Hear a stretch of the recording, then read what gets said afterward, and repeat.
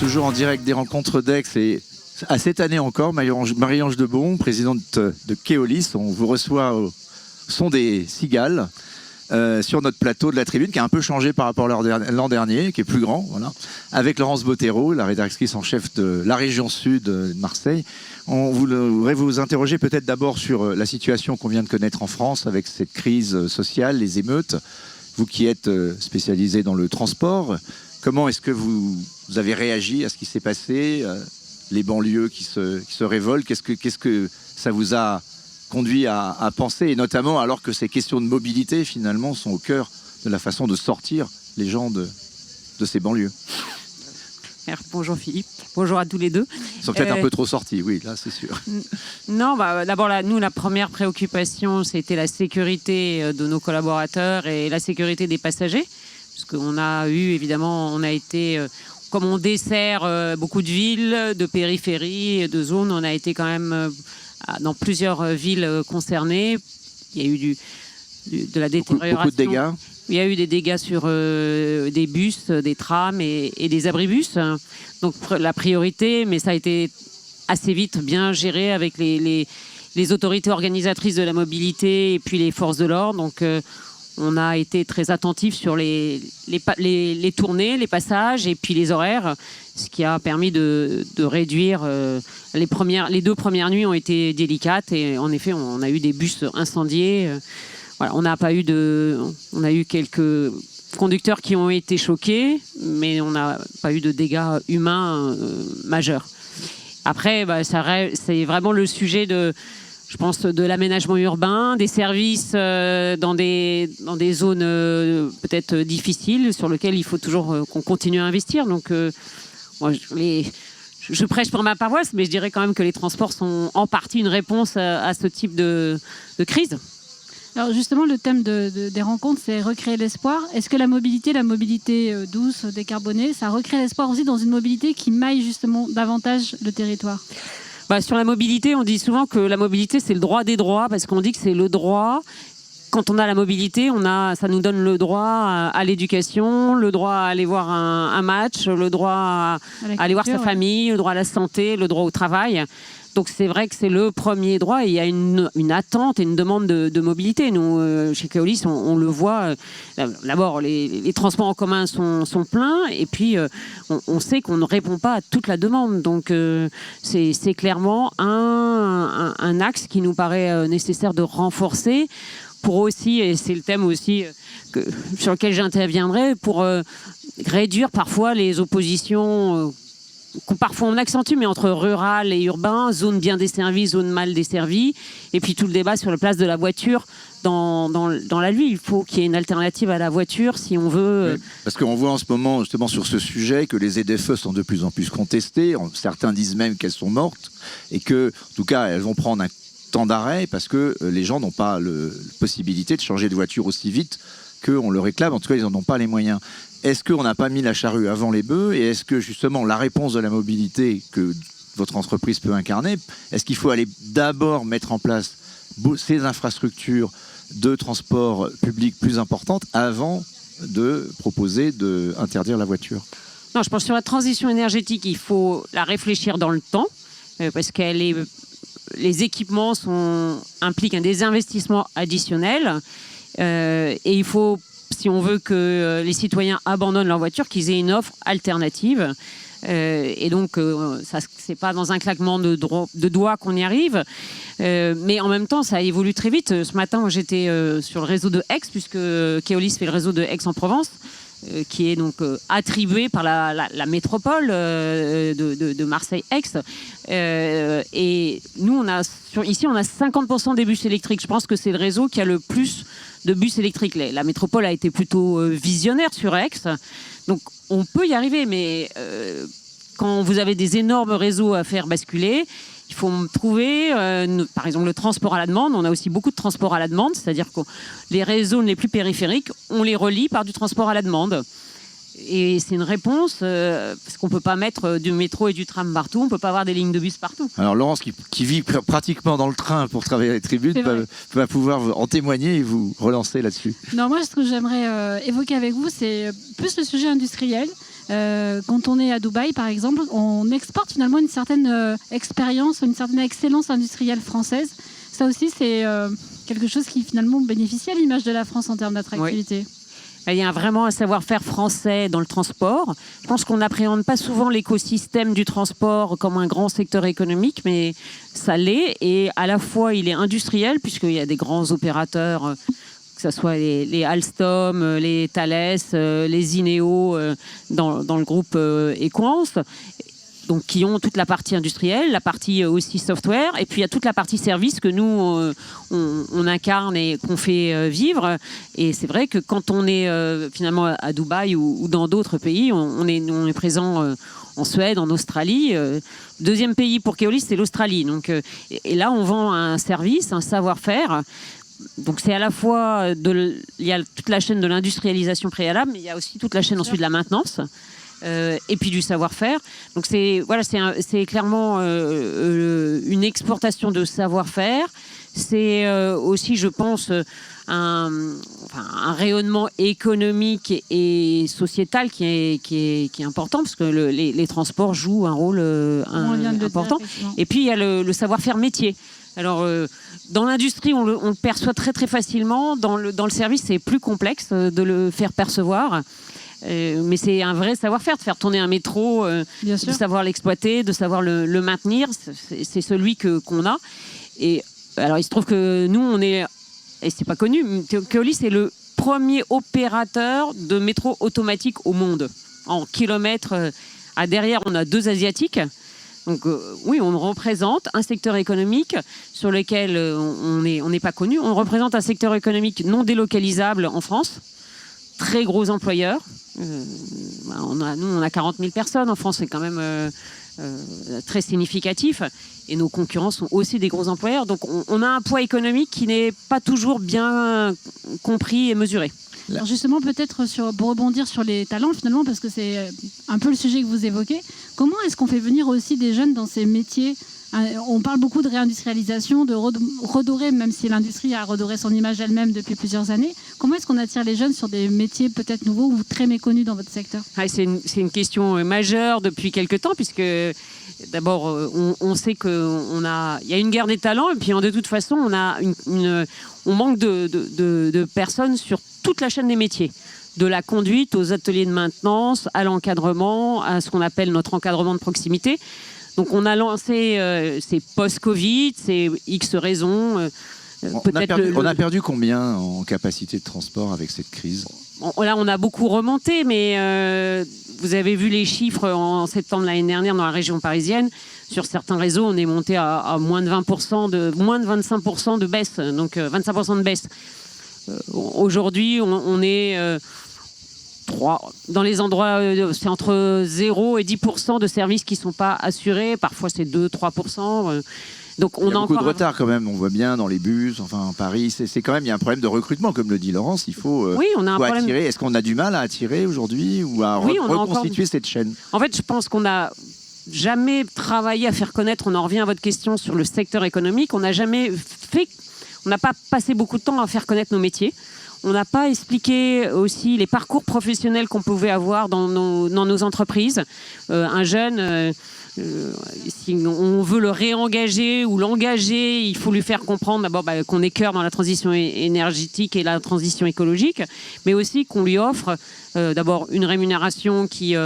là aussi, elles sont relativement mal connues. Et puis, on lui offre un parcours professionnel. Vous pouvez passer de conducteur sans aucune formation, diplôme, puisqu'on forme. Puis ensuite, vous allez monter progressivement. Vous pouvez être conducteur de bus, conducteur de tram, conducteur de métro. Vous allez être régulateur. Vous allez encadrer des conducteurs de ligne.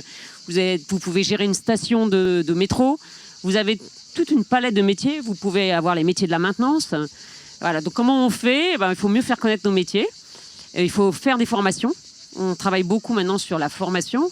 Le métier de la mobilité n'est pratiquement pas présent dans les formations type CAP.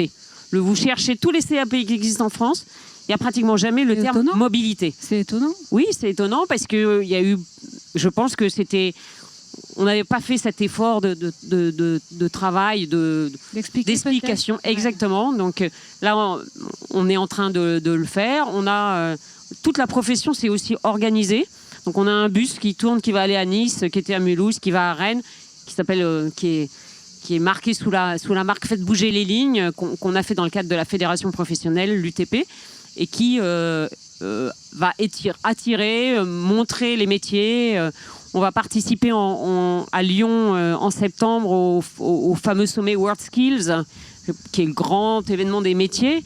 Voilà, donc on a beaucoup plus décidé d'être présent dans tous les lieux de recrutement, de formation, pour faire connaître nos métiers.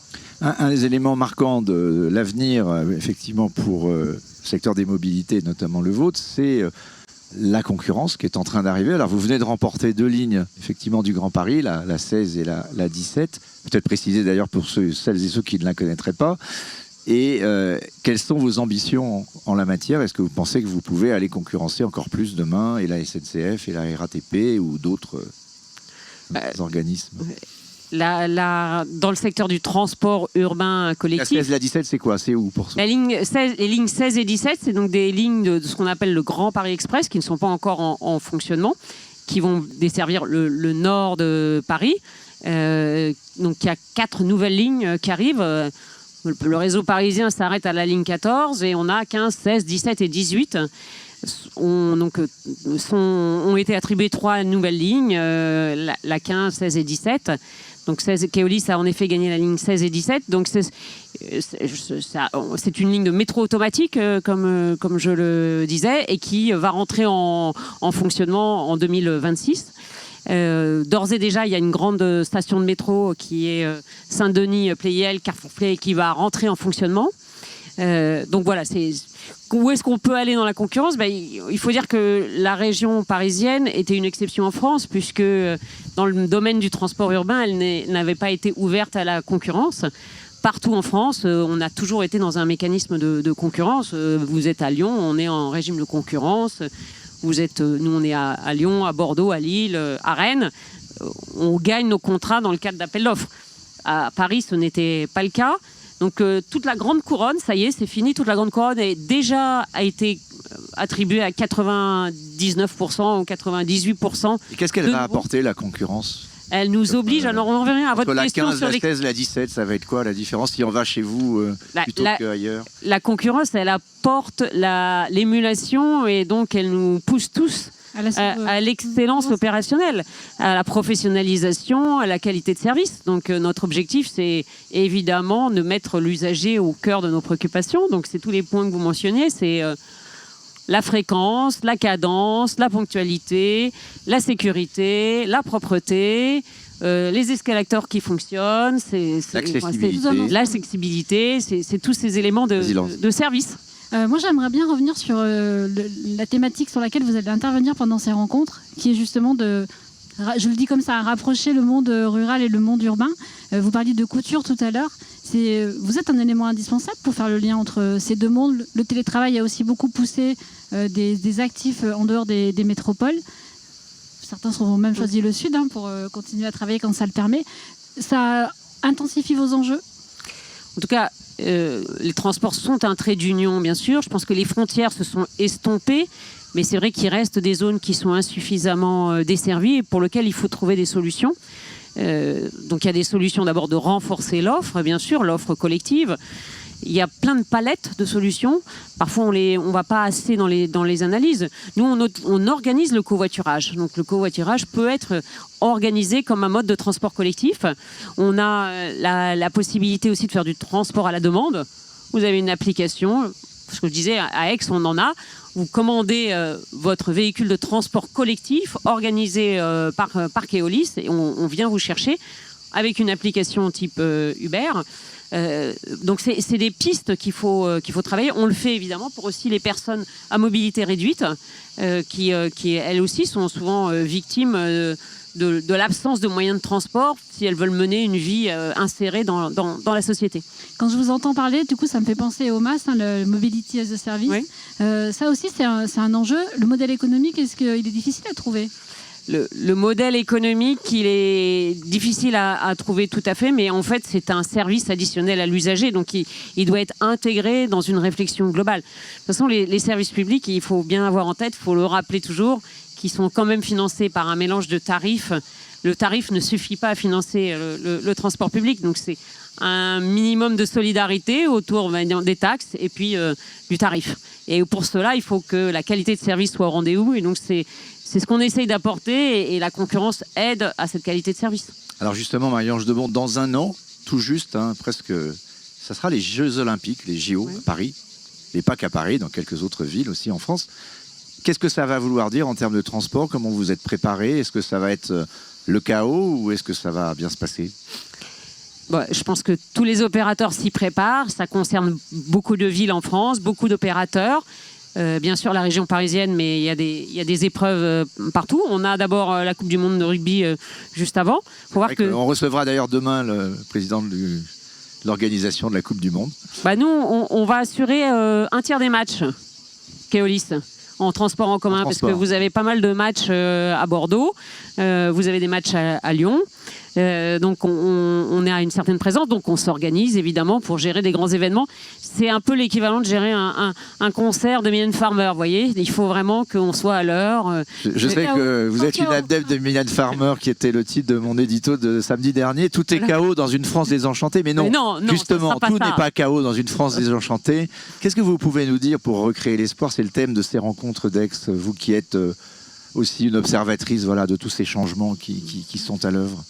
Moi, je suis extrêmement positive sur les fondamentaux français. On est un pays et un peuple plein d'énergie, plein de créativité, qui quand même fondamentalement a des éléments de soudure très, très fortes. Et il y a des très belles entreprises qui peuvent accueillir des jeunes et de les faire grandir et de les faire exercer des métiers qui ont des effets bénéfiques pour la société, donc qui viennent chez Keolis. Toute l'énergie des jeunes qu'on a vu casser dans les banlieues ou dans les centres-villes comme à Marseille, vous leur dites venez voir chez Keolis si vous n'avez pas des métiers. Mais qu'est-ce qui va faire qu'ils vont passer de leur quartier et quand même, il faut bien le dire, de certains milieux qui font que c'est pas facile avec l'argent de la drogue ou d'autres trafics, à aller avoir un vrai métier dans le transport?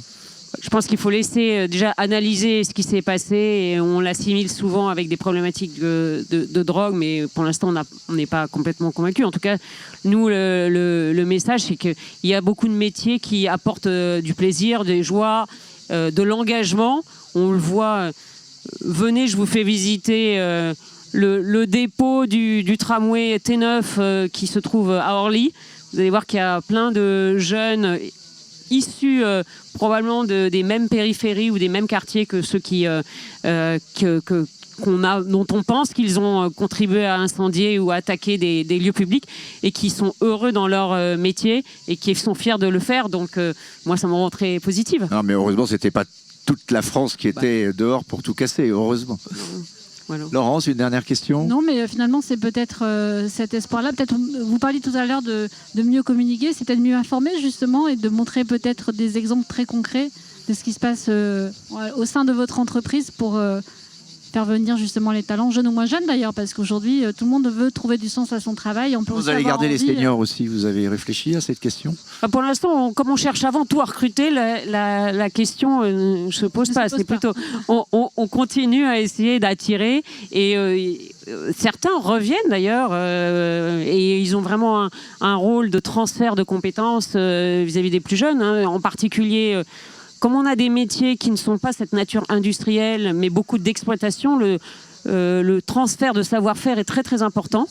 Donc au contraire, on est un métier assez idéal pour concilier personnes qui ont une expérience de terrain et jeunes qui ont besoin de l'acquérir. Donc voilà, on fait parfaitement le grand écart entre ces deux catégories professionnelles. Allez, la bonne nouvelle pour terminer, c'est que tous les fans de Mylène Farmer ont peut-être une chance de récupérer des places si jamais elle refait ses concerts, en espérant que ça se passe mieux. Et évidemment, tout n'est pas chaos dans cette France qui n'est pas désenchantée. C'était en direct des rencontres d'Aix avec Marie-Ange Debon de Keolis. Merci beaucoup. Merci beaucoup. Merci à tous les deux. Merci.